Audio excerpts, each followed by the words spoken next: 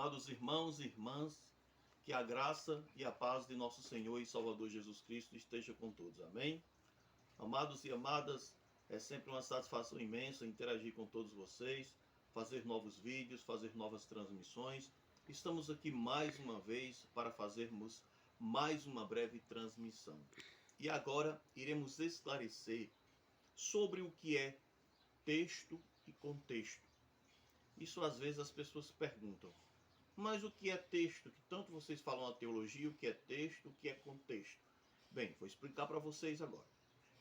Bem, texto é a porção da Sagrada Escritura da qual tiramos a base do nosso sermão. Ou seja, que serve como base do nosso sermão, da nossa pregação. Esse é o texto, é a porção da Escritura que serve como base para o nosso sermão. E o contexto é aquilo que vem antes e aquilo que vem depois do texto, certo? Então, vamos explicar para vocês. Então, precisamos entender aqui que um texto sem contexto vira pretexto. Prestem bem atenção. Veja bem, muitos pregadores da atualidade, principalmente pregadores que são defensores da falsa teologia da prosperidade, eles pegam textos isolados para dizer aquilo que a Bíblia não diz, para defenderem seus próprios interesses, ou que convém a eles, defender essa falsa teologia da prosperidade. Veja bem, Atos, capítulo 4, versículo 34, que diz: Não havia, pois, entre eles necessitado algum, porque todos os que possuíam herdades ou casas, vendendo-as, traziam o preço do que fora vendido e o depositavam aos pés dos apóstolos. Veja, meus amados e minhas amadas. Muito interessante. Então, baseado nessa passagem, eles interpretam que o fiel deve vender tudo que tem, bens, casas, propriedades, e depositar nos pés dos pastores, depositar nos pés dos bispos, dos líderes das igrejas. Mas, ou seja, para enriquecer, para beneficiar esses líderes. Mas será que é isso que o texto está falando? O texto está mandando o fiel vender tudo que tem e depositar aos pés dos líderes para enriquecê-los? Será que é isso que o texto está dizendo? Como eu já tinha dito antes, um texto sem contexto vira pretexto. Então nós iremos esclarecer. Então veja bem, o versículo em questão é, versículo 34, Atos capítulo 4, versículo 34. Não havia, pois, entre eles necessitado algum, porque todos os que possuíam herdades ou casas, vendendo-as, traziam o preço do que fora vendido e depositavam aos pés dos apóstolos. E o versículo 35, prestem bem atenção.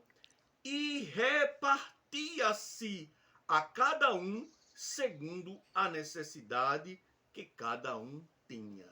Amém? Então, amados irmãos e irmãs, então está explicado claramente. Por que eles vendiam suas propriedades e depositavam aos pés dos apóstolos? Para que eles distribuíssem conforme a necessidade de cada irmão. E quem vê aqui, quem conhece o contexto imediato, sabe muito bem que os cristãos de Jerusalém eram cristãos pobres financeiramente, embora fossem ricos espiritualmente pela graça de Deus. Mas eram pobres financeiramente. Então essas coletas os ajudavam. Então é por isso que o texto também diz que não havia necessitado entre eles, porque essa partilha de bens supria todas essas necessidades. Amém? Então veja bem. Então quando você vê aqui, vamos ler do versículo 32, Atos 4, do 32 até o 35, para que vocês possam entender. E era o coração e a alma da multidão dos que criam, e ninguém dizia que coisa alguma do que possuía era a sua própria. Mas todas as coisas lhe eram comuns, ou seja, partilha de bens. Aqui não tem nada a ver com enriquecer pastores, nem enriquecer bispos, ou enriquecer apóstolos. O texto não está falando disso. Aí o versículo 33. E os apóstolos davam com grande poder testemunho da ressurreição do Senhor Jesus. E em todos eles havia abundante graça. É o versículo 34. Não havia, pois, entre eles quem? Entre os cristãos. necessitado algum, porque todos os que possuíam herdades ou casas, vendendo-as, traziam o preço do que fora vendido e o depositavam aos pés dos apóstolos. Com que intuito, com que propósito, com que objetivo? Para que os apóstolos repartissem entre os cristãos necessitados. E o texto 35 vai explicar claramente. E partia-se a cada um segundo a necessidade que cada um tinha. Amém? Então veja como o texto esclarece. Então, meus amados irmãos e irmãs, lembrem bem que a palavra de Deus é muito clara.